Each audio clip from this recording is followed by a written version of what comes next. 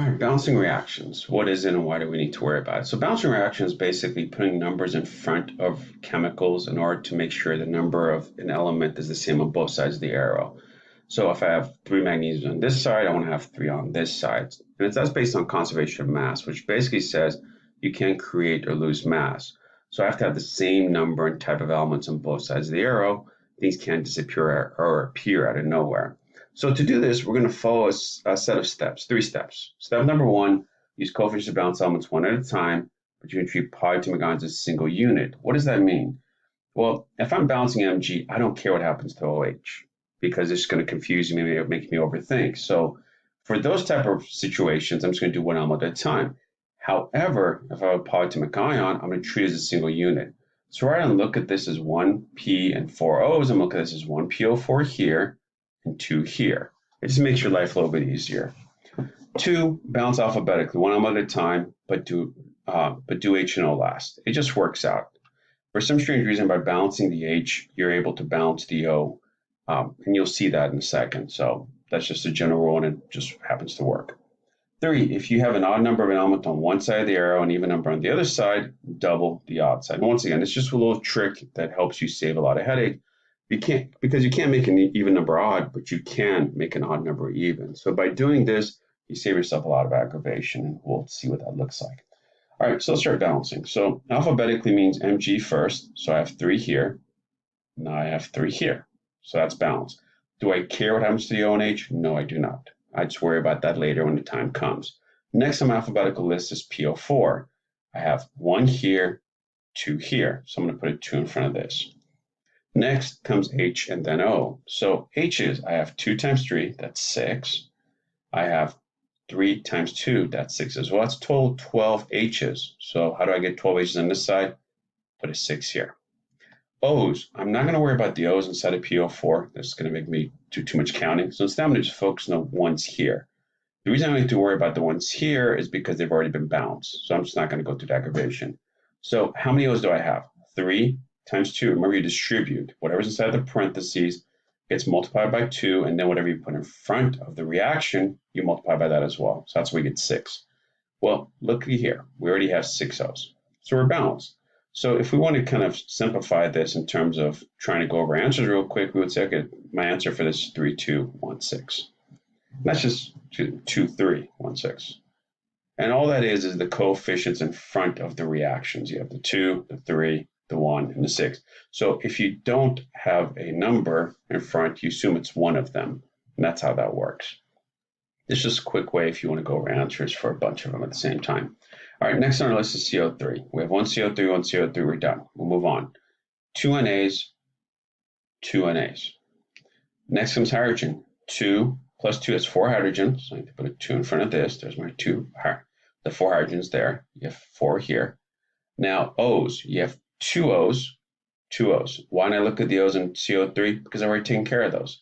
So for this one, if we're going to do that simplified version, it'd be 2, 1, 1, 2. I'm not going to do it for the rest of them, but just to show you that if I want to go over the answers real quick, I can say the first one's 2, 3, 1, 6, that one's 2, 1, 1, 2, and just go on like that. And the reason for that, in case you're wondering, because these are ones, and that's where the 1, 1 came from. All right, so let's go to this one. Alphabetically, what's first? BR, balanced. Next, K, balanced. H, 2 H's, 2 H's, balanced. O, balanced. We're done. So we just say this is balanced. We're done. Notice how quickly you can go through these if you do this one at a time thing. All right, next one, 2 H's, 2 H's, 2 O's, 2 O's. You're balanced again. So I'm just going to put a B for balanced. Next one, you have 2 NAs. So I'm going to put a 2 in front of this. You have 1 versus 2 O's. So I need to put a 2 here. Now, when you do that, you probably realize, oh, I have now 4 NAs. Yes, you do. We'll fix that in a second. So 2 O's, that's fine. So instead of 2, I'm going to put a 4 here. That's why it's good to use pencil for this, because you're going to be making mistakes. So this is basically 4, 1, 2. There's your balance equation. You're done. Next on the list, Al goes first. 2 of them here. 2 of them here. CO3's next. 3 CO3's. 3 CO3's. Next, H's. 6 plus 6, right? 3 times 2, 2 times 3, has 12 H's. So put a 6 here. And guess what? There you go again. 2 times 3 is 6 O's, 6 O's. So you're balanced. You're done. 2, 3, 1, 6. All right, for this one, you have 3 versus 8. There's that odd versus even situation. Now, if I double this, that only gives me 6. That's not what I'm shooting for. I'm shooting for 8. So what I'm doing here instead is looking for a common multiple. So I'm going to multiply this by 8. That's 8 times 3 is 24. I'm going to multiply this by 3, 24. So those two are balanced. Very unique situation. Typically, the doubling thing works, but here, it's not going to. You have 16 ALs.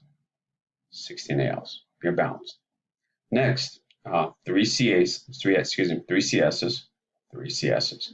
1 N versus 2, so I need to balance this. That gives me 6 CSs, so let's just fix that real quick. Instead of 3, we have 6. 2 N's, we're done. So yeah, sometimes you have to change your numbers because you realize that something else caused you to increase your numbers. Here, 2 CLs, 1 MG, we're balanced. Next one, RB20. So we start with N.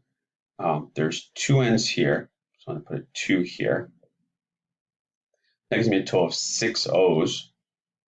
So let's fix that first. Now, why didn't I do the RB? Because I have a free RB here. I could deal with that last. I want to do O in this situation first. So 6 O's, 6 O's. Now you have a total of 12 RBs. You already have 2 from this. I just need 10 more. 10 plus 2 is 12. 12, we're balanced. Next one, 6 carbons. 6 carbons, 6 H's. 6 H's. Here comes our problem. 12 plus 3 is 15 versus 2 oxygen. That's as odd versus even. In these combustion reactions, these are the reactions where you have a hydrocarbon plus oxygen producing CO2 and H2O. The best thing to do in that situation is double this and all the other numbers you place. Don't touch the O2. Just leave that alone. Double everything else. So 2 of these, 12 of these, 6 of these. Now, why did I do it that way?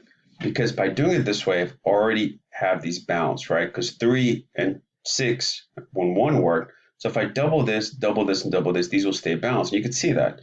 12 C's, 12 C's, 12 H's, 12 H's, it works out. Now my O's, you have a total of 24 plus 6 more. That's 30 oxygens. So how do I balance that? Put 15 in front of that. And we're done. All right, next one, nitrogen. 2 here, 2 here. 2 times 3 is 6. Put a 3 here, we're done. Everything got balanced. 10 carbons. 10 carbons. 22 hydrogens. 22 hydrogens. And right there you can see odd versus even. Whenever you put an odd number in front of the H2O for these combustion reactions, you're going to be unbalanced. So how do I fix it again? 2, 20, instead of 11, 22. And once again, by doing that, you can see 44 hydrogens, 2 times 22, 44 hydrogens, 20 carbons, you're balanced still. Last comes my oxygens. We have 20 times 2, that's 40, plus another 22, that's still 62. So all you need to do is put a 31 and a balance. That's how you balance chemical reactions using this method.